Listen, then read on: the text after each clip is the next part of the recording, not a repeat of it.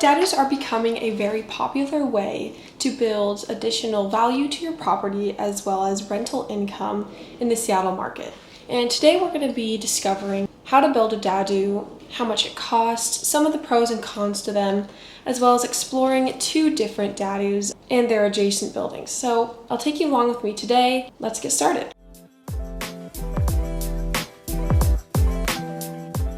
All right, let's start with the basics. So a DADU, or detached additional dwelling unit, is a separate structure on your property that can be used as passive rental income or additional living space. So think a tiny home, perhaps a garage converted into a small home, or a cottage. Oftentimes these could be considered mother-in-law suites separate from the house itself, or they can be used as Airbnbs, which you see often in Seattle, or of course a place where rental tenants could potentially live on your property. All of the stuff I'll be discussing today is kind of thinking about a single family home with a DADU in the backyard or attached to the property in some way. The general idea is that with Seattle's very tight housing market, DADUs can offer, money that can offset your mortgage through passive income or just additional living space for guests. So they pose a lot of benefits and are something that we're seeing really often here now.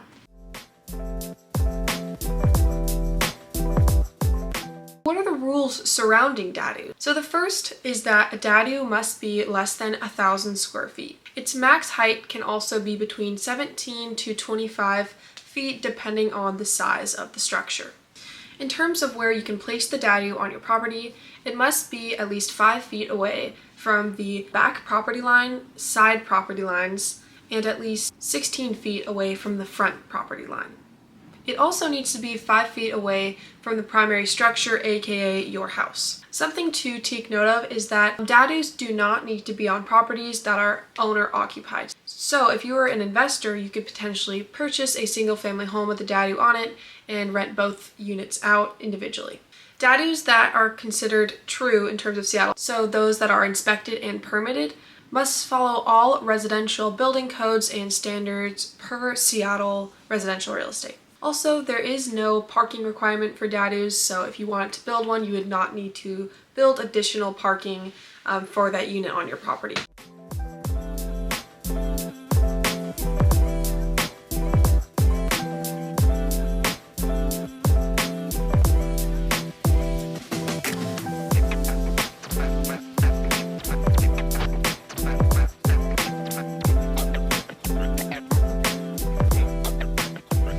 Okay, so we've officially made it to the DADU. Now keep in mind that DADUs tend to come in all different shapes, sizes, styles, and conditions. So some may be more finished than others, etc. However, the general intent is to have a separate dwelling space on your property that potential tenants or people can use. Now, the interesting thing about this particular DADU is its origin story. This DADU was actually built by the Block, which was a housing initiative program with the intent to provide housing for those living on the streets. The housing project screened and supported 3 individuals who were able to live here and overall acted fully independently. So they had their own mailbox and entrance and were able to live here during a hard time. And it has now since 2024 been vacant for the homeowners to use as they wish, but still a really awesome origin story and one that I wanted to touch on. Also, if you want to learn more about this story, I pulled all of the information I could find and put it down below in the comments, so please feel free to read that.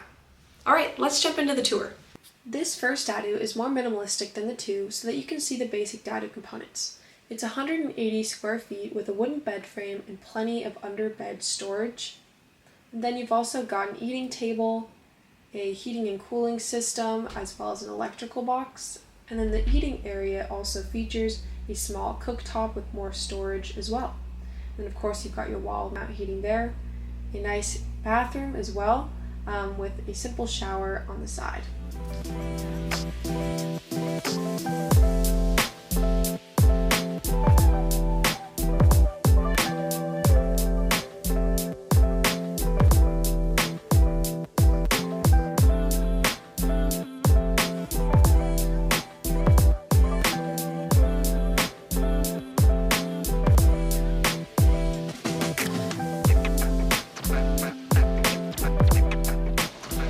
so our next DADU is here in Green Lake. And this DADU is quite different from the last because it has all the bells and whistles. It's a lot bigger. It's kind of what you would assume when you think of a traditional detached additional dwelling unit, whereas the other was a little bit more rudimentary. As mentioned, they can come in all different shapes and sizes, so I wanted to show you kind of two opposing homes, something more simple versus something more complex. So that way you can have a good idea as to how much variety there really is out there. So let's give this one a tour. This newly built 626 square foot DADU in 2024 features an open downstairs layout with a modern kitchen, new appliances, and a sleek seafoam backsplash. A space-saving wood cutting board is integrated into the sink as well, and adjacent to your kitchen you have your understairs space with systems and a nicely finished bathroom as well. Now moving along to your upstairs, you've got a bedroom offering great views, and of course the home and the main DADU are listed together with a total of $2.8 million worth of value.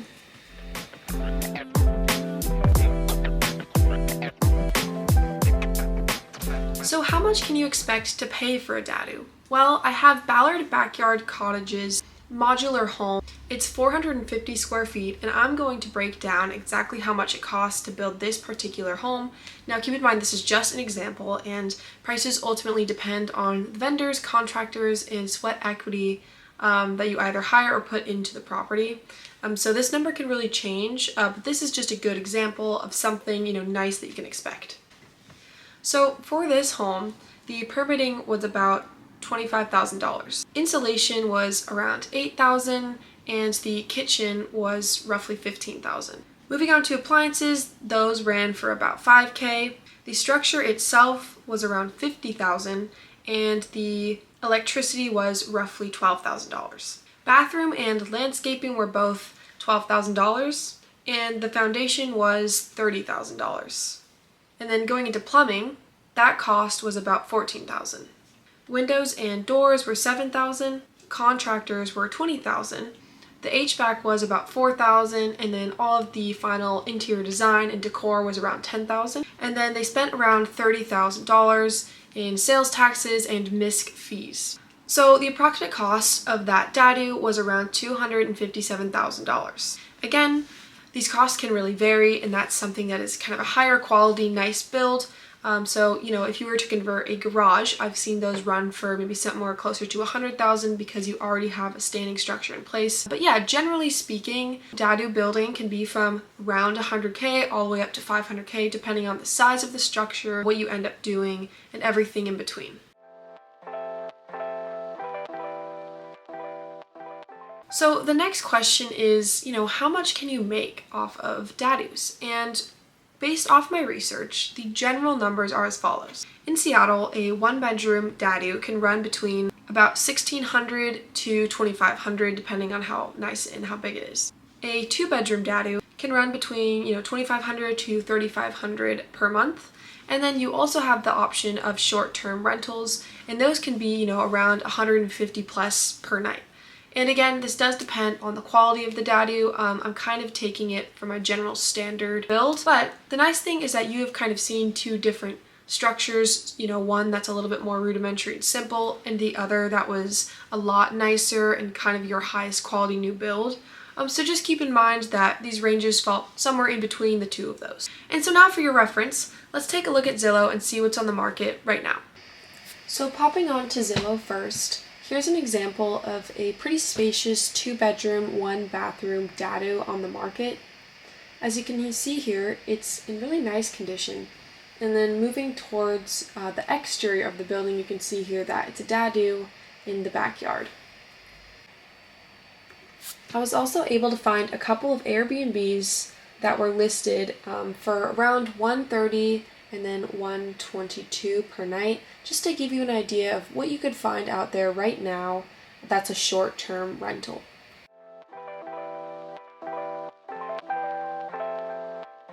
The last big question is, what are the real pros and cons of having a DADU? And to me, it's pretty simple. The three pros that I would say is that DADUs have really flexible use. You can use them as guest spaces, storage if you need it, They could be additional passive income. Ultimately, the world is your oyster. And of course, the second is additional income. It's a great way to offset mortgage payments should you be paying one, or just make additional passive income through rental. And lastly, DADUs add a lot of property value. There's something that can appreciate over time, and it adds true usable square footage to your property, which I always say is the #1 value add to real estate. So what are some of the costs? So first of all, as you've seen, they can be quite expensive to build. So if you are currently in a single family home that does not have a DADU yet, the cost is quite high up front to actually build one. The second is there are a lot of permits and fees that go into establishing these, because again, if you want that added value of additional square footage, there's a lot of steps to take to actually consider it as something you can advertise in the city of Seattle. And not only is this process expensive, but it can also take a really long time.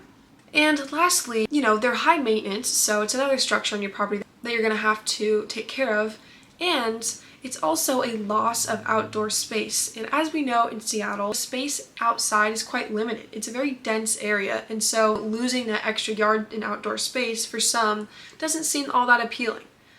Okay, so if you're thinking about adding a DADU to your property, please give me a call. I'm a local real estate broker here, so I have tons of great resources. And generally, if you have any questions further about DADUs and how they work, feel free to comment them down below.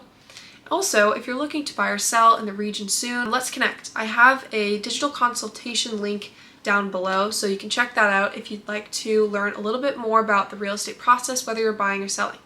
Alright, so that's it for this video. Thank you so much for watching. I hope you have a lovely, lovely day. Bye.